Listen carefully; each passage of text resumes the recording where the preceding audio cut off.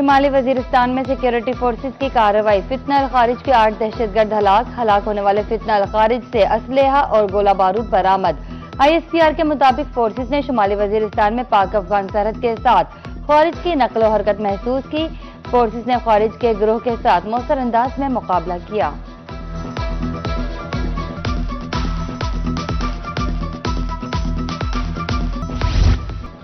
امریکی صدر نے ایران جنگ جاری رکھنے کا اعلان کر دیا۔ ڈونلڈ ٹرمپ نے کہا، ایران کے خلاف آپریشن شروع کیے ہوئے 1 مہینہ ہو گیا، ہم نے ایران کی نیوی ایئر فورس کو مکمل تباہ کر دیا ہے۔ امریکی عوام سے خطاب میں صدر ٹرمپ نے کہا کہ 4 ہفتوں میں امریکی فوج نے فیصلہ کن حملے کیے، ان کے کئی لیڈرز ختم ہو چکے، رجیم ختم ہو چکا، ایران میں تمام فوجی مقاصد 2 سے 3 ہفتے میں حاصل کر لیں گے۔ انہوں نے کہا کہ امریکہ ابنائے ہرمز سے نہ تو تیل لیتا ہے نہ لے گا، جن ممالک کے پاس تیل نہیں وہ امریکہ سے حاصل کر لیں۔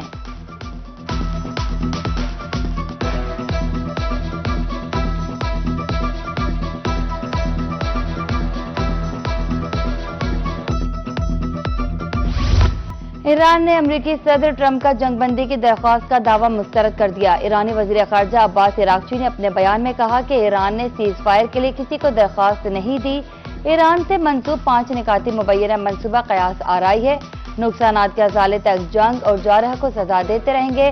ایرانی وزارت خارجہ نے بھی جنگ بندی کی درخواست سے متعلق امریکی صدر کا بیان غلط اور بے بنیاد قرار دیا ہے۔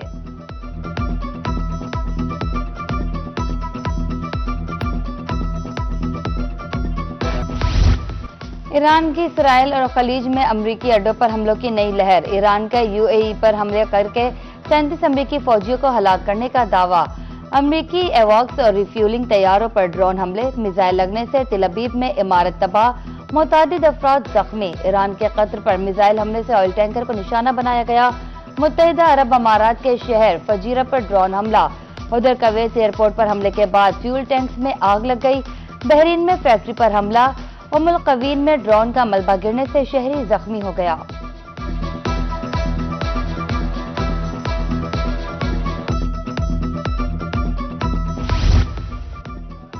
امریکی عوام سے کوئی دشمنی نہیں، ایرانی صدر مسعود پزشکیان کا خط، ایرانی صدر نے امریکی عوام کے نام خط لکھا۔ خط میں ایرانی صدر نے سوال اٹھایا، کیا امریکہ اسرائیل کی خاطر آخری فوجی تک لڑنے کے لیے تیار ہے؟ امریکی عوام گھڑی ہو کہانیوں سے ہٹ کر حقیقت دیکھے، ایران نے کبھی جنگ کا آغاز نہیں کیا۔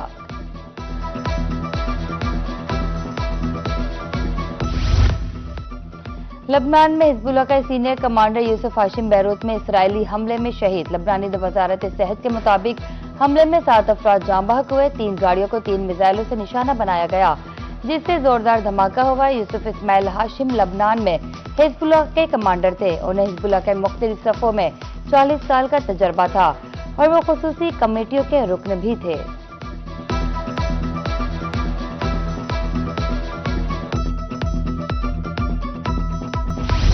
خطے کی کشیدہ صورتحال کے اثرات پاکستان پر بھی پڑنے لگے، مارچ میں مہنگائی 19 ماہ کی بلند ترین سطح پر پہنچ گئی۔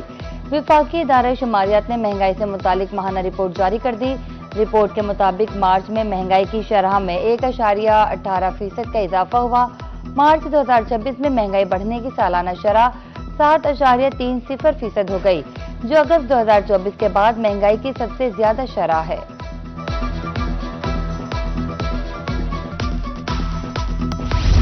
افغان طالبان رجیم کی نااہلی، معیشت کے بعد سماجی ڈھانچہ بھی تباہی کے دہانے پر پہنچ گیا۔ افغان طالبان رجیم کے غفلت سے صحت کا نظام مفلوج ہو کر رہ گیا، شہریوں کی زندگیاں داؤ پر لگ گئی۔ Afghan medical media Kabul tribune کے مطابق افغان صوبہ بدخشاں میں طبی عملے کی گزشتہ کئی ماہ سے تنخواہوں کی عدم ادائیگی پر ہڑتال جاری، طبی مراکز میں ادویات اور دیگر ضروری طبی سامان کی شدید قلت۔ بھارت آمرانہ طرز حکومت کے تحت انٹرنیٹ بندش کرنے والے بدترین ممالک میں سر فہرست، اندرونی خلفشار میں ڈوبا بھارت انٹرنیٹ بندش سے حقائق کو چھپانے میں مصروف۔ عالمی ڈیجیٹل حقوق کی تنظیم ایکسس ناؤ کی رپورٹ نے بھارتی نام نہاد جمہوریت کے دعوے کو عیاں کر دیا۔ بھارتی جریدہ دی انڈین ایکسپریس کے مطابق بھارت 2025 میں 65 مرتبہ انٹرنیٹ شٹ ڈاؤن کی بدولت بدترین ممالک میں سر فہرست۔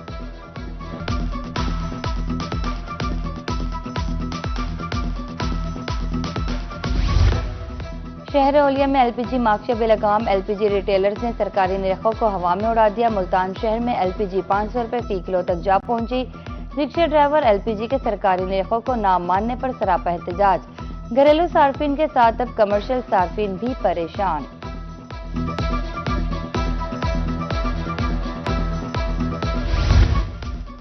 رحیمیہ خان میں LPG بحران شدت اختیار کر گیا۔ جنگی صورتحال کے باعث LPG کی قیمتوں میں ہوشربا اضافہ۔ صرف 2 روز میں LPG 45 روپے فی کلو مزید مہنگی ہو گئی۔ مارکیٹ میں LPG 420 سے بڑھ کر 465 روپے فی کلو تک جا پہنچی۔ ہوٹل مالکان بھی پریشان، کاروبار متاثر ہونے لگا۔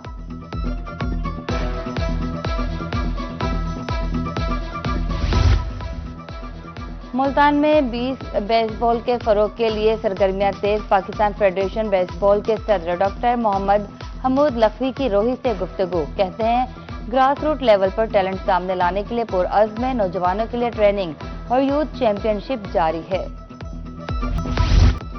HBL PSL سیزن 11 کے سنسنی خیز مقابلے جاری۔ ملتان سلطان نے حیدرآباد کنگز مین کو 6 وکٹوں سے ہرا دیا۔ صاحبزادہ فرحان کی شاندار سینچری، 57 گیندوں پر 106 رنز بنائے۔ حیدرآباد کنگز مین نے پہلے کھیلتے ہوئے مقررہ 20 اوورز میں 5 وکٹوں پر 225 رنز بنائے تھے۔ آج اسلام آباد یونائیٹڈ اور کوئٹہ گلیڈیٹرز میں مقابلہ ہوگا۔ اور معروف فوک گلوکار شوکت علی کو دنیا سے رخصت ہوئے 5 برس بیت گئے۔ 5 دہائیوں تک یادگار گیت گائے۔ 1990 میں حکومت پاکستان نے تمغہ حسن کارکردگی سے نوازا گیا۔